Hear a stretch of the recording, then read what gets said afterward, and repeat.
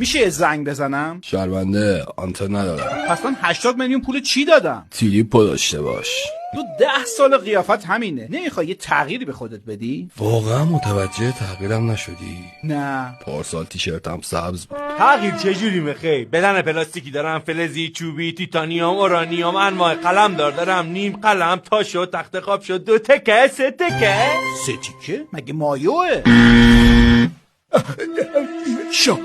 شارژ آخه یه ماه منو شارژ نزده بودی. حالا اوکی؟ آره دیگه، رفت تا ماه بعد. یه آهنگ پلی کن واسم. شارژ ندادم. 2 ساعت زدم تو شارژ. کابل شارژم اورجینال نبود، ریجکت کردم.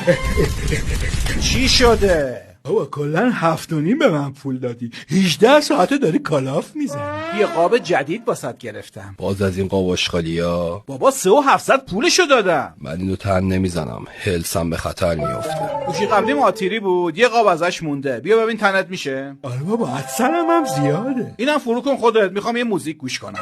بلاش این مال خدا بیامرد نوکیا 1120 نبود؟ خودشه. جون تو این تو من نمیره. دوست بازی در نیار بینی. باشه از بالا میفرستم تو خودتو ناراحت نکن. میشه لطفاً لااقل 2 تا عکس ازم بندازی؟ ببخشید شما؟ یا ابوالفضل اپل آیدی پرید.